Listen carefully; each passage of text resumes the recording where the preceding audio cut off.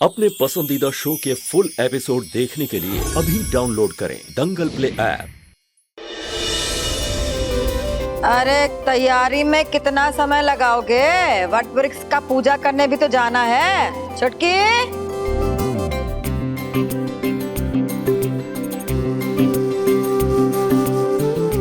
आप सबको पता है कि वट वृक्ष की परिक्रमा क्यों की जाती है? क्योंकि वट वृक्ष की परिक्रमा करने से सारी मनोकामनाएं पूरी होती हैं और उसके चारों ओर जो धागा बांधा जाता है वो रक्षा सूत्र रूपी धागा होता है, जो हमारे पति की लंबी आयु का प्रतीक है। वो धागा अटूट होता है, वो टूटना नहीं चाहिए।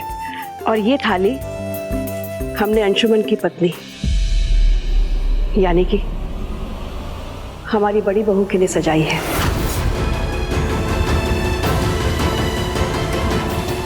मैं यही हूँ माँ जी। ये वट सावित्री पूजा के दिन किस दुविधा में डाल दिया आपने।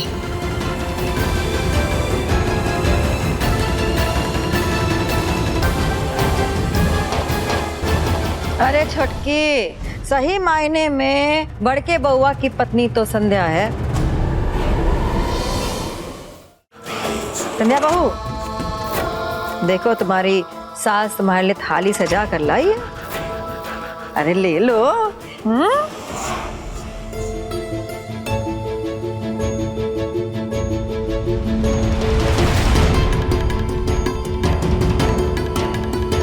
साड़ी भी तो दो। ये साड़ी छोटी माँ ने सुमन के लिए लिया है, लेकिन ऐसे जाना शायद सुमन को इसे ना अच्छा लगे।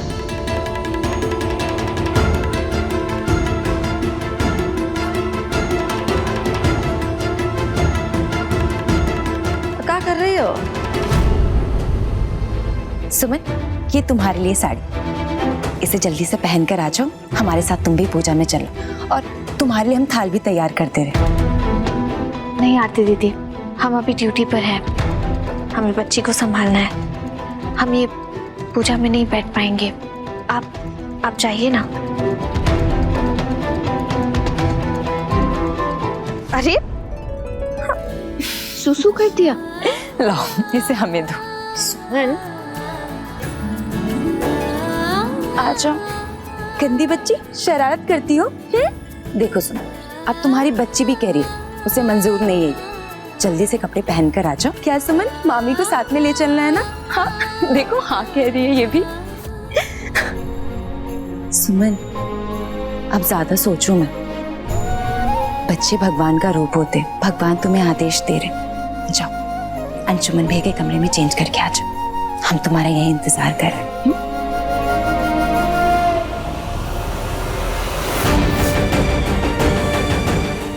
तुम्हारे कपड़े चेंज कर दिया जाए। छोटकी समधन जी, अब पूजा की तैयारी हो गई है, थोड़ा देख लेंगी, कुछ कमी बेसी तो नहीं है। अरे आपने तैयारी की है, सब ठीक ही होगा। एक बार देख लीजिए ना, हम सारे थाल सजा दिए हैं। ये सामान एक बार चेक कर लीजिए। आइए। तुम्हारी तो किस्मत ही खराब है भाई गॉड। देखो ना कैसे सब साड़ी के बहाने सुमन की किस्मत बदलने में लगे हैं।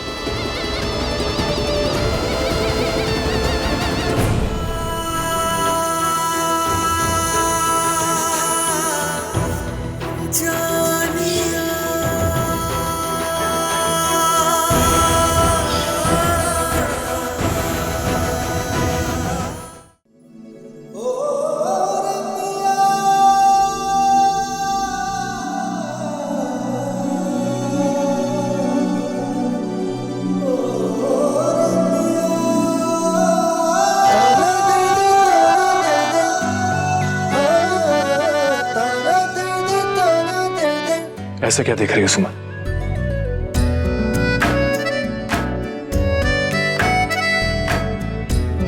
तुमने तो कहा था कि हमारे बीच अब कोई रिश्ता ही नहीं है। जिंदगी ने नया रुख ले लिया है, लेकिन तुम्हारी आंखें तो कुछ और ही बता रही हैं। तुम्हारी आंखें कह रही हैं कि तुम आज भी मुझसे उतना ही प्यार करती हो सुमन। देखो खुद को, तुम्हारे मन की बात तुम्हारी आंखें बयां कर रही हैं। वो हमें लगा कि कमरे में कोई नहीं है, हमें माफ कर दीजिए, सॉरी।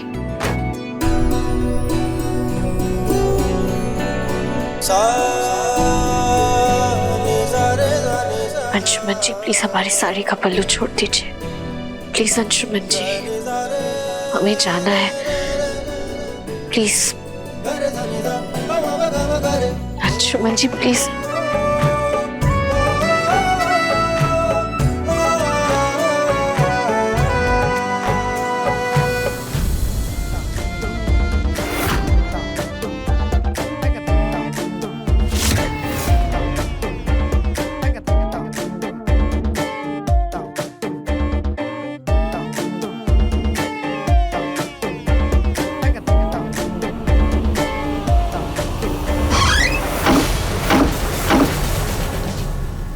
अंशुमन जी दिखाइए, ये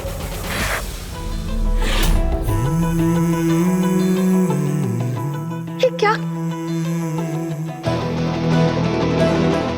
ये चोट तो ठीक हो जाएगी सुमन, ये दर्द भी चला जाएगा, लेकिन ये दूरी की दीवार जो तुमने हम दोनों के बीच में खड़ी की है, उसका दर्द कैसे बर्दाश्त करूंगा?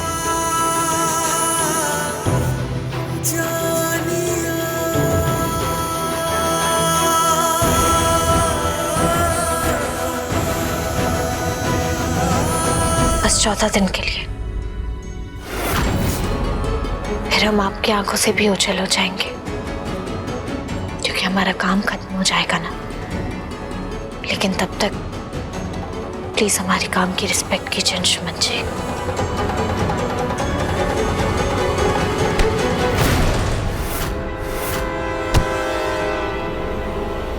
इतना कठोर बनना कहां से सीख लिया तुमने सुमन? क्या मुझे नहीं दिख रहा कि मेरी छोटी सी चोट पर इस तरह घबराकर पलटकर तुम मेरे पास चली आई? कोई पराया ऐसा करता है क्या? पर तुम क्यों पलटी सुमन? बोलो सुमन, क्यों पलटी तुम? क्या लगता है तुम्हें? मुझे कुछ समझ नहीं आ रहा। चलो बताओ, आज सुबह से तुमने कुछ खाया क्यों नहीं? क्या तुम मेरे लिए वट सावित्री का व्रत नहीं रख रही हो? बोलो सुमन, चुप क्यों? बोलो सुमन, मैं सच जानना चाहता हूँ। अंशुमन जी, हमें दर्द हो रहा है, प्लीज छोड़िए। Sorry, sorry.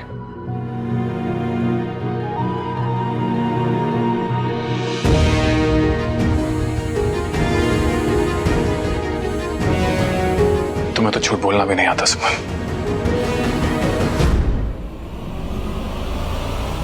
सुरभि माँ,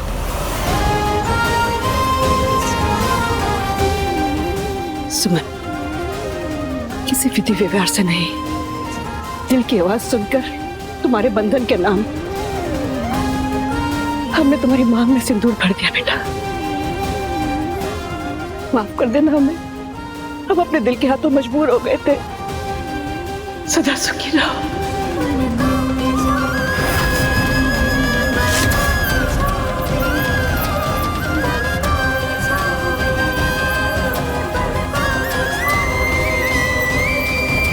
तुम जो मासूम सी छोटी सी बच्ची के साथ बुरा की थी ना, उसका नतीजा तो बुरा ही होने वाला था। आप भी बड़ी माँ, अनजाने में हुई मेरी गलती की इतनी बड़ी सजा देंगे?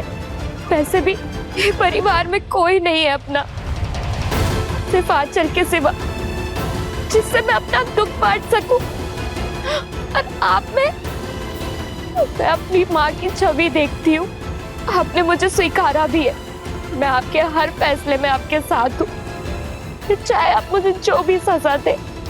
बाकी सब तो बस सुमन की सुनते।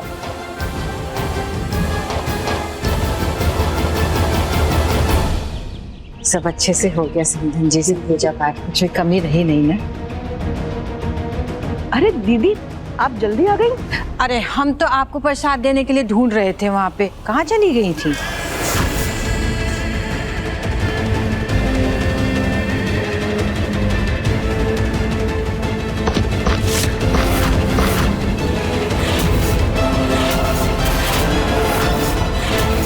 भाई खड़ी रह लड़की।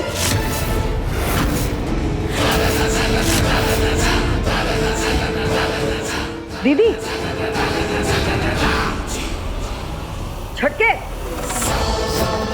जब तुम इस लड़की को अपने साथ पूजा में लेकर गई थी तो फिर संध्या का क्या जरूरत? क्या तुमको पता नहीं है कि एक औरत सब कुछ बर्दाश्त कर सकती है लेकिन अपने पति का 2 हिस्सों में बंटना बर्दाश्त नहीं कर सकती? और तुम तो सास हो, और सास होते हुए भी तुमने अपने ही बिटवा को 2 लड़कियों में हिस्सेदारी करा दिया। जी तो करता है इसी खड़ाऊ से 4 खड़ाऊ लगाए तुमको। बेशरम बेहया, बच्चे के बहाने घर में घुस आई और अब संध्या के सिंदूर पे डाका डाल रही है। नहीं बड़की समधन जी, सुमनिया इतनी बुरी भी नहीं है। बात तो मामी जी एकदम सही कह रही है बड़की माँ। हम जब से इस घर में आए हैं सुमन दीदी की सिर्फ तारीफ ही सुने हैं। बाय गॉड, वो ऐसा क्यों करेंगी भला? समधन जी, आप तो बस चुप ही रहिए। इसी के बहाने आप इस घर में घुसी थी, है ना? समधन, अरे चुप, मुंह बंद। आप तो अपना मुंह बंद ही रखिए, काहे कि आपके मुंह से अच्छा बुरा शोभा नहीं देता। चल बहू, जिसका तुम तरफदारी कर रही हो ना, उससे तुम्हारे सिंदूर को भी खतरा है। याद रहे, काहे कि तुम्हारे जो मिस्टर है ना, वो भी बहुत मंडराए हैं इस लड़की के पीछे, और ये लड़की बहुत खेली है उसके जिंदगी के साथ भी, बूझी? बस आंटी जी, हम सबका सम्मान करते हैं, इसका ये मतलब नहीं कि हम अपना अपमान करवाएंगे। और आप ये भूल रही हैं, आप सिर्फ हमारा अपमान नहीं कर रही, आप अपने खानदान के बेटों का भी अपमान कर रही हैं। आप जानती हैं, लोग अक्सर भूल जाते हैं, जब वो किसी पर उंगली उठाते हैं तो 3 उंगली उनकी तरफ उनसे सवाल कर रही होती है। जिंदगी की हर मोड़ पर, चाहे कितने भी मुश्किल हालात क्यों ना रहे हो, हमने अपने आत्मसम्मान के साथ कभी समझौता नहीं किया है। लेकिन आज हमारे आत्मसम्मान को चुनौती दी जा रही है, और इसकी इजाजत हम किसी को नहीं देते। अंशुमन झा की पत्नी और इस घर की बहू होने के अलावा हमारी भी एक पहचान है। हम सबसे पहले सुमन है, सुमन उपाध्याय, और हमें किसी और के नाम से अपनी पहचान बनाने की जरूरत नहीं है। हम सच्चे दिल से आपकी इज्जत करते हैं, बहुत इज्जत करते हैं, क्योंकि हम जानते हैं कि बहुत छोटी उम्र में ही आप विधवा हो गई थी। कितनी परीक्षा देनी पड़ी होगी आपको, ये हम समझ सकते हैं। आपके लिए कितना मुश्किल हुआ होगा वो समय। और इतना सब होने के बाद भी ना सिर्फ आपने अपने आत्मसम्मान को कायम रखा, बल्कि अपनी बेटी को पाल पोस कर इस लायक बनाया। हम बस एक बात पूछना चाहते हैं आपसे, आप हमें सम्मान के साथ जीते हुए देखना क्यों नहीं चाहती? और बड़की बहू, आगे से अगर तुम अपनी जुबान काबू में रखोगी, तुम्हारे लिए भी अच्छा है और हम सब के लिए भी अच्छा है, समझी?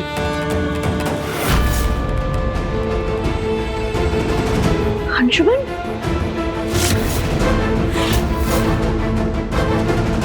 बेटा क्या हुआ बेटा? अंशुमन, ये क्या? नंदन, क्या हुआ अंशुमन को? अंशुमन जी,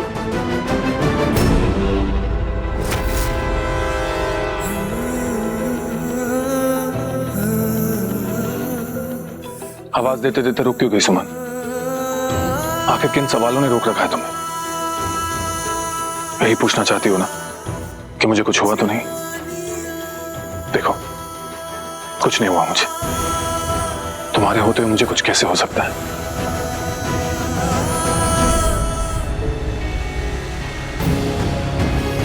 लेकिन अंशुमन बेटा, तुम्हें ये चोट लगी कैसे? कुछ नहीं दादाजी, वो पृथ्वी पर गोली चली मार्केट में।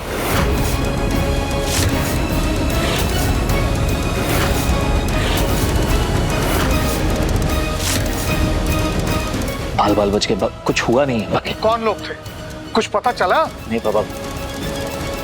अरे क्या फर्क पड़ता है कौन चलाया गोली? कितने तो दुश्मन बन गए हैं राय बहादुर खानदान के, और किसके कारण दुश्मन बने हैं ये कौन नहीं जानता। और कौन सा पहला बार गोली चला है जब से इस मनुष्यत का काला साया इस घर पे पड़ा है ना? कभी गोली चला रहा है, कभी वो गोली चला रहा है, कभी बड़के बउआ को गोली लगता है, कभी छोटके बउआ को।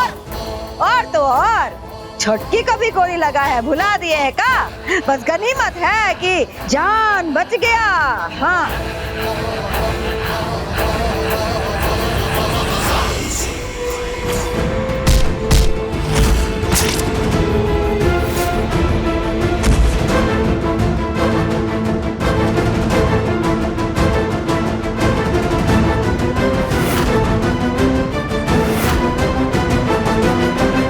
बड़ी माँ, जब तक सुमन मेरे साथ है मुझे कुछ कैसे हो सकता है?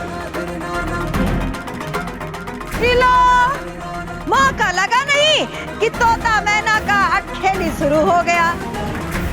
अरे बड़के बउआ, ई सुमन का माला जपने के पहले एक बार सोच तो लो कि जब ई सुमन का काला साया इस घर पे नहीं था ना, तो घर में कितना खुशहाली था, सब अच्छे से हो रहा था। और जब से ई आई है, बस अशांति ने डेरा डाल दिया यहाँ पे। बड़के बउआ, 1 साल तक ना कोई गोली चला, ना कोई कलह कलेश हुआ। इस अपशकुनी को घर में आए 4 दिन नहीं हुआ कि फिर से गोलाबारी शुरू हो गया। जाने किसका जान लेके मानेगा। अरे विधाता, बचा लो इस अपशकुनी से हम सभी को।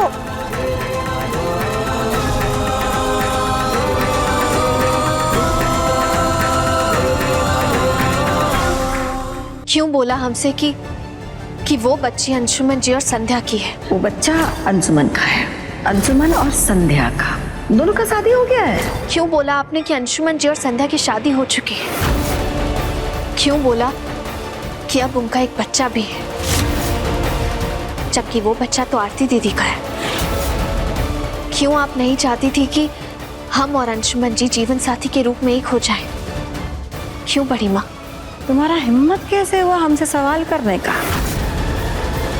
और जब सवाल करने वाले का जबान इतना लंबा हो जाए तो उसको सबक सिखाना पड़ता है। और जब तुम में हमसे सवाल करने का हिम्मत आ गया है, तो तुम्हारे सवाल का जवाब हम पूरे परिवार के सामने देंगे। चलो माँ। आरती, बेटा देख के आना, दोनों के बीच में क्या बातें हो रही हैं। हाँ छोटी माँ, भी देखते हैं। कहीं किसी को कहीं जाने की जरूरत नहीं है। बड़ी माँ, हम खुद ही आ गए हैं यहाँ इस लड़की के साथ। तुमको जानना था ना कि हम तुमको सच काहे नहीं बताए? तो सुनो, तुम यहाँ वापस आई थी, उसके ठीक पहले बड़के बउआ ने संध्या का मांग में सिंदूर डाल दिया था। उसको डर था कि कहीं दामाद जी बच्ची को आरती से छीन के ना ले जाए। अरे जो लड़का सुमन के नाम का माला जपता रहता था, तुम्हारे चक्कर में अपना जिंदगी बर्बाद कर लिया था। वो लड़के का जिंदगी एक बच्चे के कारण पटरी पर आ गया था। तो फिर हम तुमको घर में कैसे वापस आने देते? बोलो, अरे बोलो। बड़ी माँ, ये बात आपने हमें पहले क्यों नहीं बताई? बड़के बउआ, पहले बताते तो 3 जिंदगियां आफत में पड़ जाती। बच्ची, आरती और संध्या की जिंदगी पे ग्रहण लग जाता। इसलिए हमको जो सही लगा हम वो किए। आप लोगों का आंख पे भले ही पर्दा पड़ा हो, लेकिन हमको साफ साफ दिख रहा है और हम बूझ भी रहे हैं ये बात कि जब से इस लड़की के पैर इस घर से बाहर निकले हैं, इस घर में खुशियां फिर से लौट आई हैं और भरपूर खुशियां आई हैं। नंदन का शादी हुआ, आरती उम्मीद से हुई। इसलिए अपनी बच्ची की खुशी के कारण अगर हम माँ बन के सोचे तो क्या गलत कर दिए हम? दीदी, आप कह रही हैं इतनी बड़ी बात हमसे छुपाई? सुमन जिंदा थी, आपने हमसे छुपाया। सुमन इस घर के चौखट तक आई, लेकिन आपने हमें बिना बताए उसे धक्के मार के घर से बाहर निकाल दिया। अब पूछ रही है क्या गलती की? आप अच्छी तरह जानती हैं सुमन की हमारी जिंदगी में, अंशुमन की जिंदगी में क्या अहमियत है। उसके बाद भी आपने हमें कुछ नहीं बताया। आप माँ होने की बात कर रही है ना, तो एक माँ होने के नाते आपने दूसरी माँ को उसकी बेटी से दूर कैसे कर दिया? फिर पूछ रही है क्या गलती की? तो क्या फर्क पड़ गया? अरे हमारे दूर करने से भी क्या फर्क पड़ गया? 5 दिन में, केवल 5 दिन में इस सातिर लड़की नया परपंच बनाकर, मासूमियत का खाल ओढ़कर बच्ची के बहाने इस घर में आ धमकी।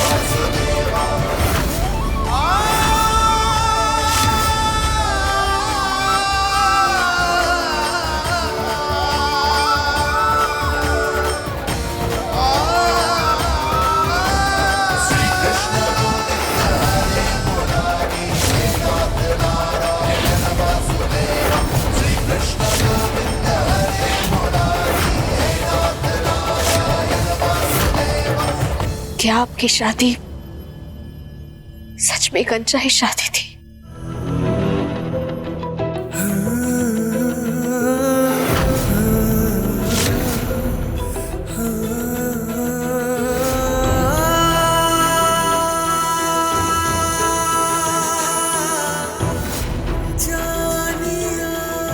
क्या आपने आरती दीदी की बच्ची के लिए शादी की थी? हाँ, मैंने ये सब सिर्फ छोटी सुमन के लिए किया था। समाज के सामने अपनी सुमन से दूर रहने का दिखावा किया था, लेकिन जो दिल में बसते हैं वो दूर का रह पाते।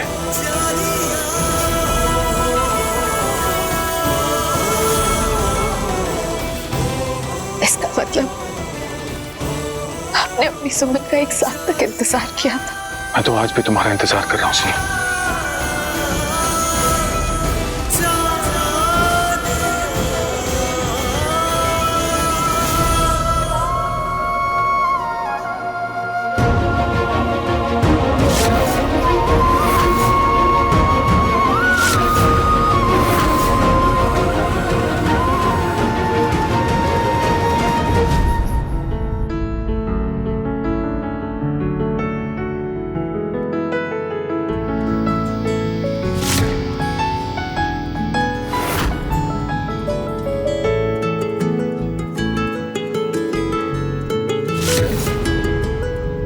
तेरा मिलना ही सब कुछ, न कुछ पाने को बाकी है।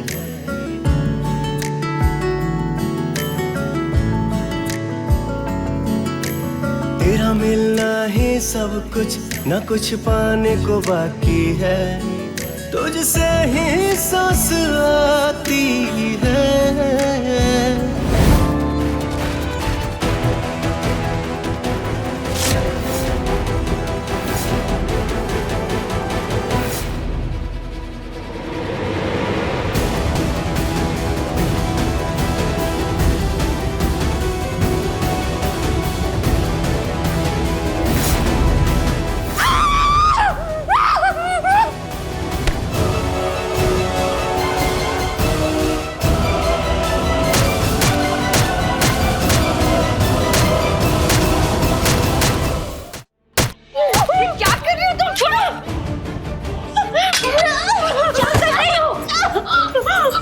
मुझे लगा मेरी बहन लॉयर है, लड़ना जानती है, नए नए पैतरे आजमाकर सामने वाले को हराना जानती है, लेकिन तुम्हें देख के तो लग रहा है बाय गॉड तुम तो जैसे अपनी हार ही मान चुकी हो।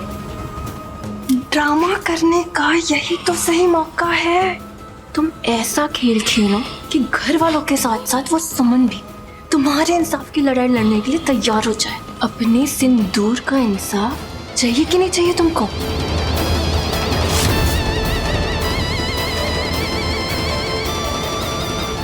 चलो हम सब लोग वट सावित्री का उपवास खोल लेते हैं।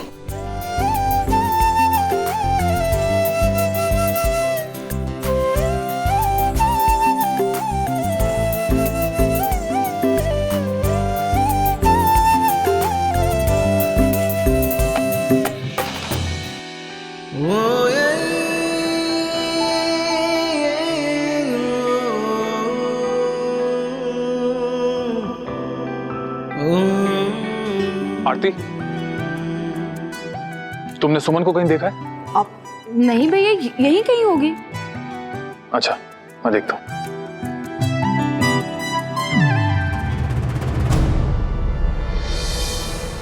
अंशुमन जी, सिचुएशन चाहे जैसी भी रही हो,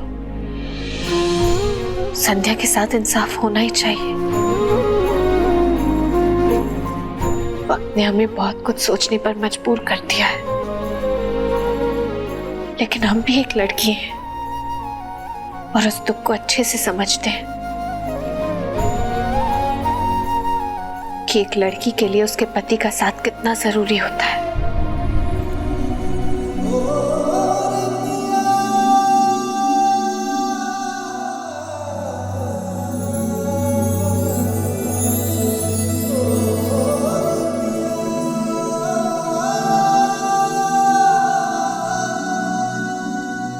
हे खगमृग, हे मधुश्रेणी, तुम ही देखी सीतामृग ने नहीं।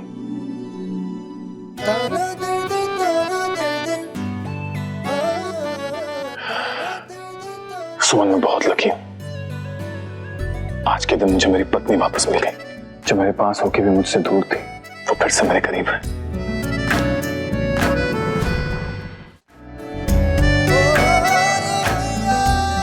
सुमन, अगर तुम्हें लगता है कि तुम अभी भी ड्यूटी पर हो और तुम इस घर का कुछ खा नहीं सकती, तो मैं तुम्हें बता दूं कि ये मिठाई मैं अपने कमाए हुए पैसों से लाया हूं, जो घर निकाले के वक्त मैंने कमाए थे।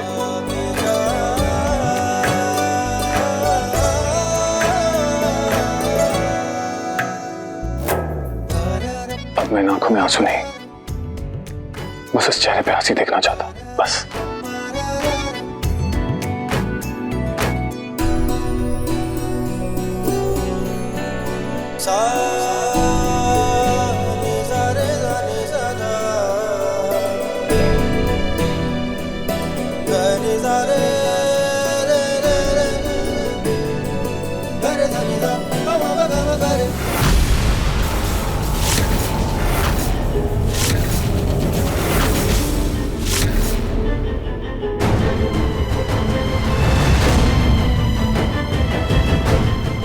अंशुमन जी, सुमन आपकी पत्नी है या मैं कौन हूँ, ऐसे आर्गुमेंट्स में नहीं पड़ना चाहती,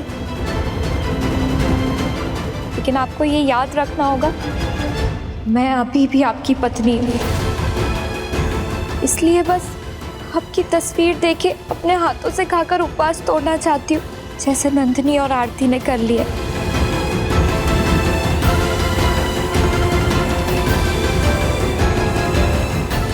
मिल गया मुझे अपना जवाब।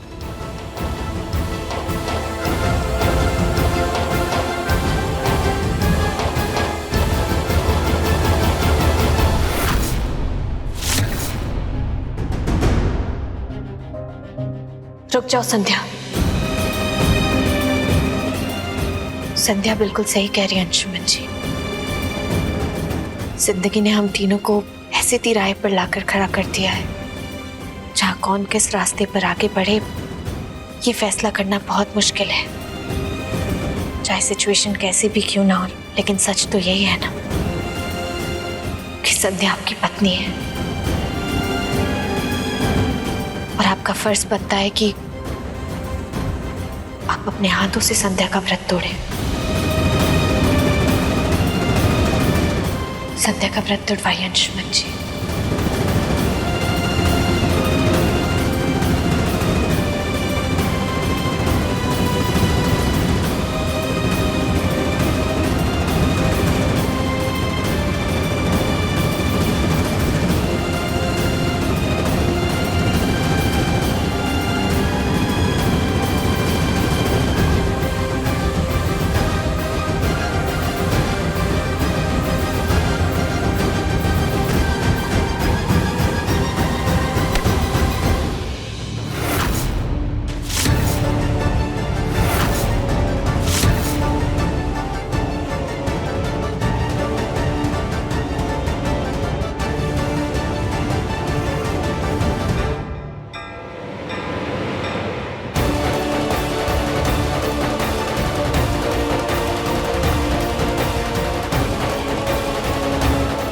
संध्या,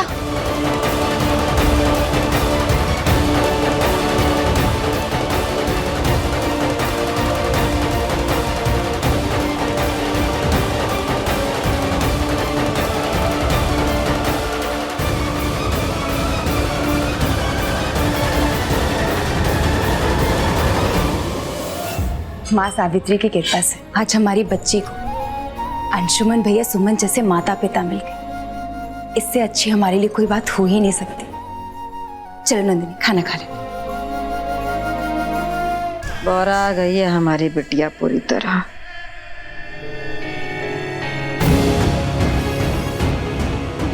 अरे संध्या दीदी, क्या हुआ आपको?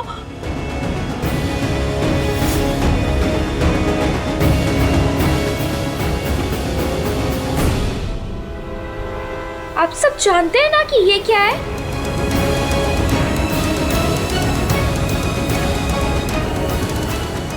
अंशुमन जी, क्या आप बता सकते हैं कि ये क्या है?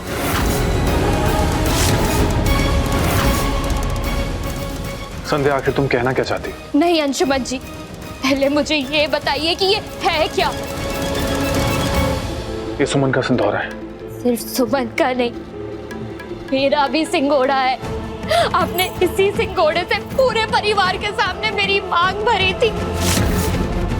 अंशुमन जी, एक बात बताइए, क्या मैंने आपसे कहा था मेरी मांग भरने के लिए, या क्या मैंने आप पर किसी भी तरह का दबाव डाला था मुझे सुहागन बनाने के लिए?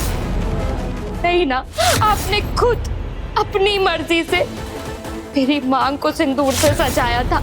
और जब सुमन वापस आ गई है तो आपकी नजरों में मेरी मांग में सजे हुए सिंदूर की कीमत खत्म हो गई। हाँ, हम मान सकते हैं कि हो गई है, लेकिन अब हमारी यही पहचान है, क्योंकि जब मांग में सिंदूर सजता है ना तो दुनिया की हर लड़की खुश होती है, और मैं रो रही हूँ।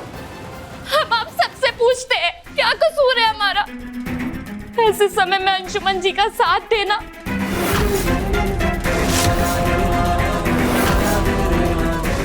अंशुमन जी, अगर ये इतना आसान होता ना तो हम खुद अपने हाथ से अपने मांग में भरे सिंदूर को पोंछ देते और यहाँ से चले जाते, लेकिन हम ऐसा नहीं कर सकते। हम क्या, दुनिया की कोई भी लड़की ऐसा नहीं कर सकती, क्योंकि फिर समाज के सवाल और ताने उसे जीने नहीं देते। मैं आप सबसे पूछती हूँ, ये सब जो भी मेरे साथ हो रहा है उसमें मेरी क्या गलती है? किस बात की सजा मिल रही है मुझे? अरे संध्या दीदी, आप संभालिए अपने आप को, आप क्यों रो रही है?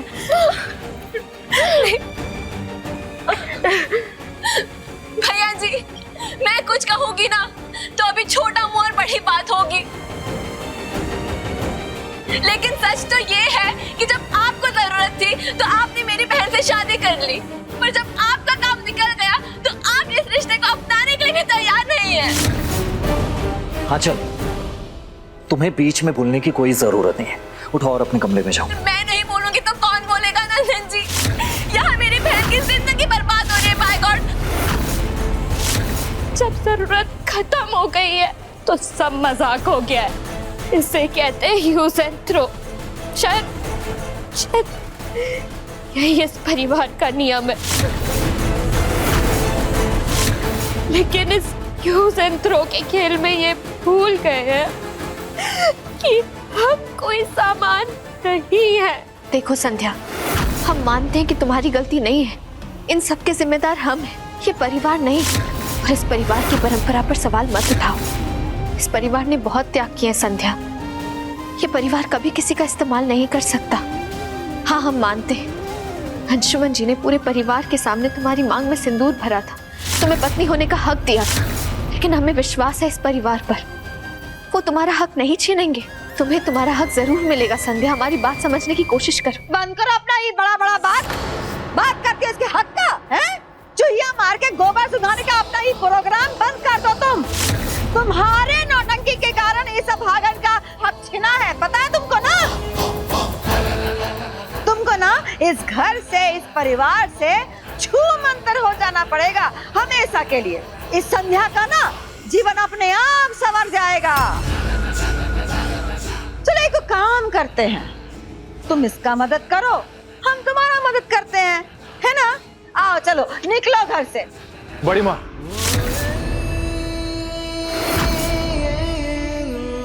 सुमन मेरी पत्नी है और ये इस घर से कहीं नहीं जाएगी। एक आना जी, हमें कुछ समझ नहीं आ रहा, हम क्या करें? हम किसी भी हालात में संध्या की बर्बादी की वजह नहीं बनना चाहते। अब आप ही हमारी मदद कीजिए। मिस्टर सुमन उपाध्याय,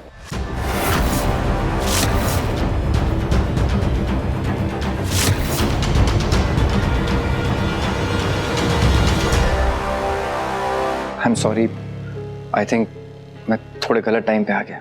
नहीं नहीं डॉक्टर साहब, आप बिल्कुल गलत समय पे नहीं आए हैं।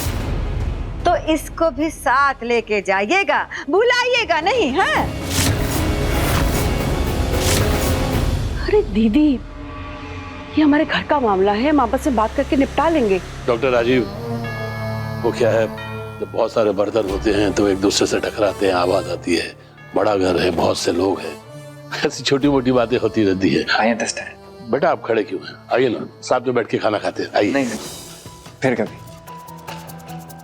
सुमन, मुझे लगा था कि तुम यहाँ अपना ड्यूटी निभा रही हो, पर यहाँ का माहौल देखते हुए लग रहा है कि ड्यूटी से ज्यादा तुम यहाँ रिश्ता निभा रही हो। नहीं डॉक्टर राजीव, हम अपनी ड्यूटी निभा रहे हैं और हमें ऐसा लगता है कि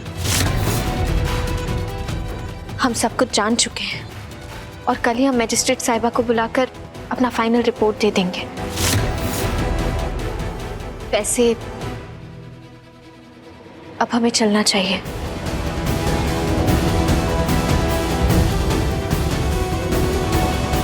अब अगर हम थोड़ी देर और भी रुके तो इस घर में बहुत तमाशा होगा। बेहतर यही होगा कि इस वक्त हम चले जाएं, इस घर की शांति के लिए।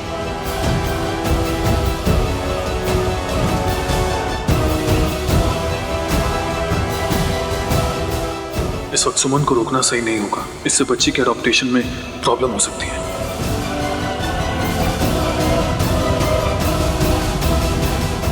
हे विधाता, प्राण बच्चा। हो गया ना आपका काम, अब खुश हो जाइए। आपका बहुत बहुत धन्यवाद संध्या जी, आप जैसी देवी हमारी मदद कर रही है। हम आपका ये एहसान कभी नहीं भूलेंगे। Shut up. मैंने आपकी मदद की खुद को केयरलेस साबित करके। आपको कुछ पता भी है कि मैंने कितना बड़ा रिस्क लिया है? हमें बस इतना बता, क्या तुमने छोटी सुमन को ये कफ सिरप पिलाया? बच्ची को बुरी तरीके से कफ हो रहा था तो थोड़ा सा कफ सिरप पिला दिया ताकि वो बेटर फील कर सके। अब ये एहसान वहसान भूल जाइए। मैंने आपकी मदद की, आप मेरी मदद करिए, सिंपल। जी किसी भी तरह सुमन को अंशुमन जी की जिंदगी से बाहर निकाल। हम तो मदद के लिए तैयार बैठे हैं। सही में आप ही अंशुमन भैया की वाइफ बनने की असली हकदार। तो समझ लीजिए, मुझे वो हक पाना ही है।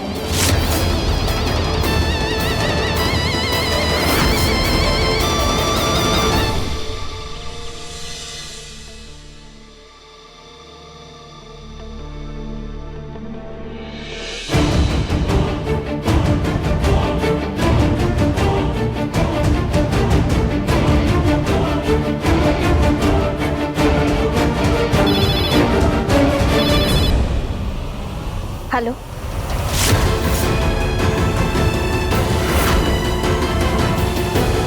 आप बिल्कुल भी चिंता मत कीजिए। हम मर जाएंगे लेकिन उस सौरभ को बच्ची नहीं ले जाने देंगे। हाँ, मत कीजिए आप चिंता। क्या हुआ सुमन? क्या हुआ अंशुमन को? सुरभि माँ, वो अंशुमन जी। राय बहादुर साहब। अरे इंस्पेक्टर साहब,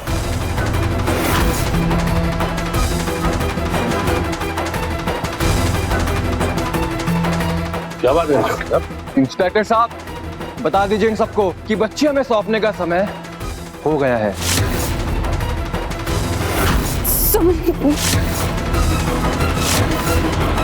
वहीं रुक जाइए, आगे बढ़ने की कोशिश मत कीजिएगा वरना अंजाम बहुत बुरा होगा।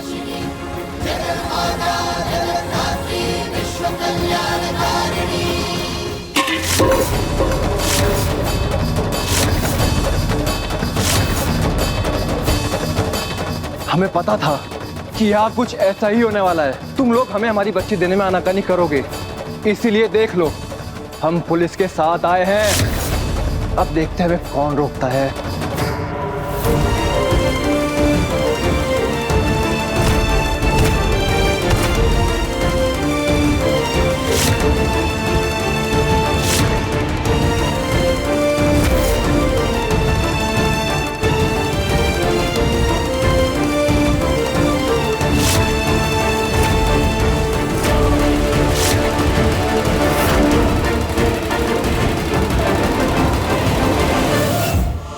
सौरभ बाबू, बच्ची तक पहुंचने से पहले तुम्हें हम सबसे पार पाना होगा। आज आगे कोई भी आए, हम रुकेंगे नहीं। चलिए हटिए। हिम्मत कैसे हुई दादाजी को हिम्मत कैसे हुई? तो छोड़ूंगा ना मैं। नंदन रुको, छोड़िए हमारे बेटे को। नंदन रुको बेटा, हम कह रहे हैं छोड़िए इसे। इसे छोड़ो। चल, कानून को अपने हाथ में मत लो। सौरभ जी पीछे रहिए और शांत रहिए। बच्ची को हम अपने तरीके से कस्टडी में लेंगे।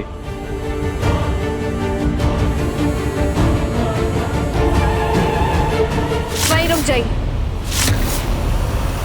देखिए, हमें छूने की कोशिश भी मत कीजिएगा। आप अपने साथ लेडी कांस्टेबल नहीं लाए हैं और बिना लेडी कांस्टेबल एक औरत को छूना कानूनी अपराध होता है और इस रीजन की वजह से हम आप पर केस भी फाइल कर सकते हैं, समझे आप? तो प्लीज आप हिम्मत भी मत करना इस घर में किसी को भी छूने की।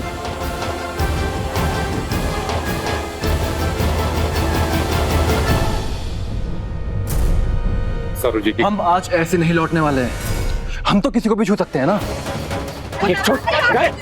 दूर चलिए, आप साइड में चलिए। मैं कह रहा हूँ पास मत आप। ऐसा मत। नंदन रुको बेटा।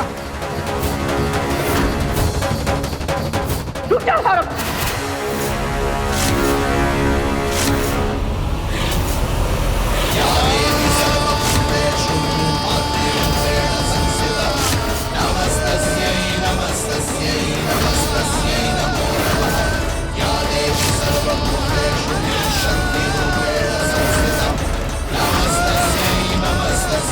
अब आगे बढ़, बढ़।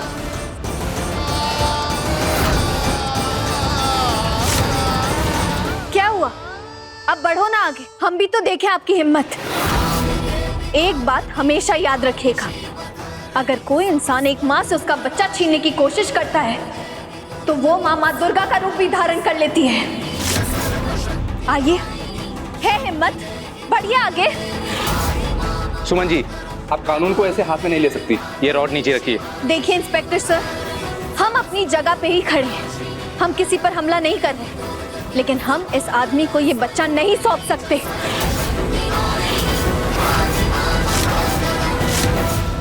लीजिए, महिला कांस्टेबल भी आ गई।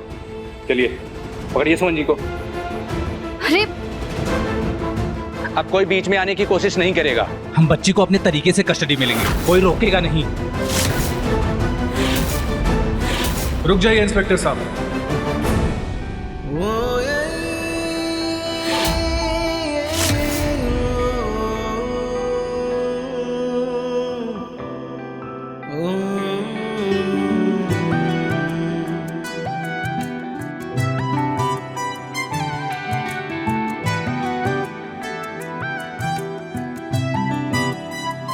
इंस्पेक्टर, ऊपरी अदालत ने फैमिली कोर्ट के डिसीजन पे स्टे लगा दिया है। अब ये फैसला ऊपरी अदालत करेगी कि बच्ची की कस्टडी किसे दी जाएगी। ये रहा stay order. Sorry mister Saurabh, ये कोर्ट का आदेश है, अब हम कुछ नहीं कर सकते। अच्छा होगा कि अब हम चले जाएं यहाँ से।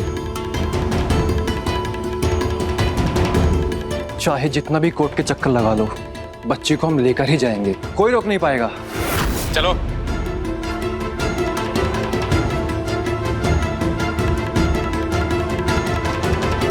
अंशुमन भैया,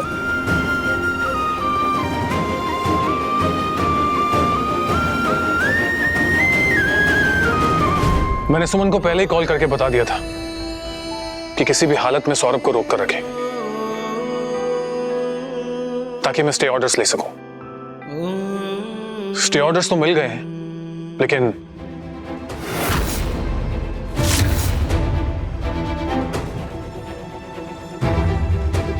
क्या अंशुमन? माइन स्टे ऑर्डर्स में एक क्लॉज है। क्या? वो ये है कि हमें किसी भी हालत में 2 हफ्ते के अंदर अंदर आरती को फिट साबित करना होगा। मिस्टर अंशुमन,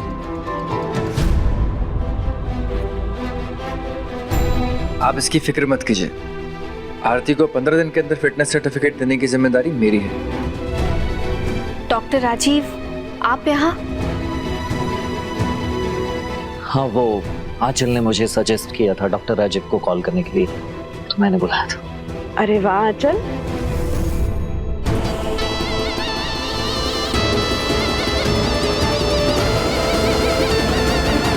तुमको किसने कहा था ये सब सजेशन देने के लिए? तुम भी ना एकदम बेअक्कल हो बाय गॉड। पिछले 1 साल से सुमन इन डॉक्टर साहब के घर पे रह रही है, अब वहाँ रहकर क्या क्या गुल खिलाए हैं ये तो तभी पता चलेगा ना जब ये दोनों फिर से साथ साथ होंगे। एक नया तमाशा शुरू होने वाला है बाय गॉड। और बस तुम देखती जाओ, इसकी शुरुआत भी मैं ही करूँगी।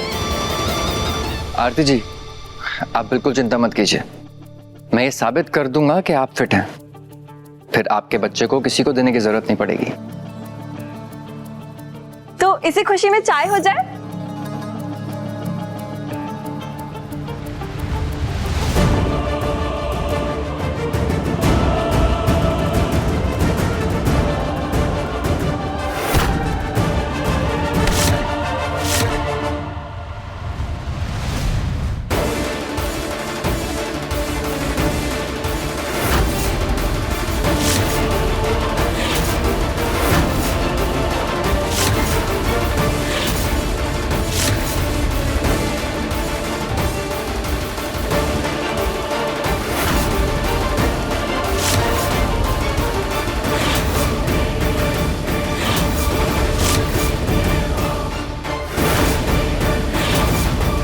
बहुत अच्छा दाव खेला है आंचल ने, 1 फूल 2 माली, बहुत मजा आने वाला है।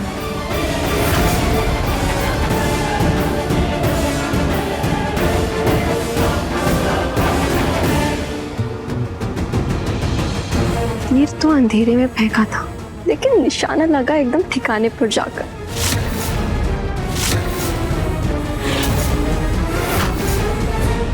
Thank you doctor.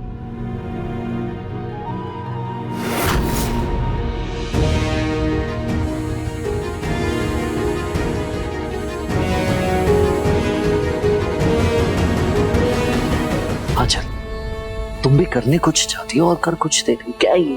वो क्या है ना मिस्टर जी, खुशी थोड़ी ओवरलोड हो गई थी बाय गॉड। सॉरी सुमन दीदी। कोई बात नहीं। वैसे डॉक्टर राजीव, हमें आप पर पूरा भरोसा है कि अगर आपने आरती दीदी के फिटनेस की जिम्मेदारी ली है तो वो जल्द से जल्द ठीक हो जाएंगे। Suman, don't worry, your family is like my family, चिंता मत करो। मुझे सबसे पहले आरती की मेडिकल रिपोर्ट दिखाओ। हाँ। डॉक्टर साहब चलिए ना, बैठते हैं, चाय पीते हैं और रिपोर्ट भी चेक कर लेते हैं। आइए। जी।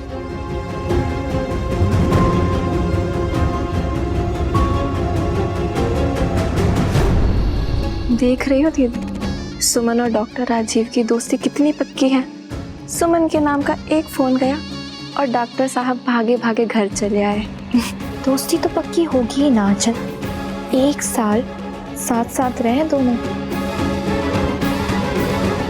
साथ साथ नहीं, बेहोश थी सुमनिया। मामी, संध्या दीदी के कहने का ये मतलब है कि पिछले 1 साल से डॉक्टर राजीव सुमन दीदी के इतने करीब थे, तो हो सकता है कि उन्हें उनका चेहरा देखते देखते प्यार ही हो गया होगा बाय गॉड।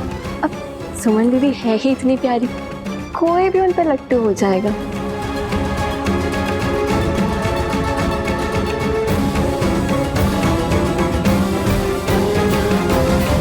ये रही दादाजी आरती दी की फाइल्स। यस, ये देखिए डॉक्टर साहब, इसमें सारी रिपोर्ट्स हैं।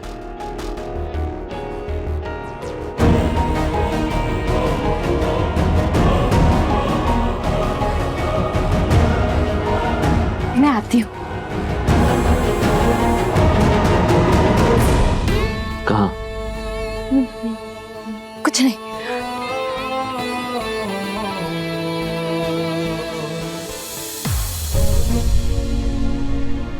मैंने सारी रिपोर्ट्स चेक कर ली, कोई प्रॉब्लम नहीं, सिर्फ थोड़ा सा प्रिकॉशन लेना पड़ेगा। सुमन, मैं तुम्हें कॉल करके कुछ एक्सरसाइजेस बताऊंगा तो वो इन्हें करा देना, और अगर वो रूटीन से फॉलो करेंगी तो फिर she will be fine, nothing to worry about.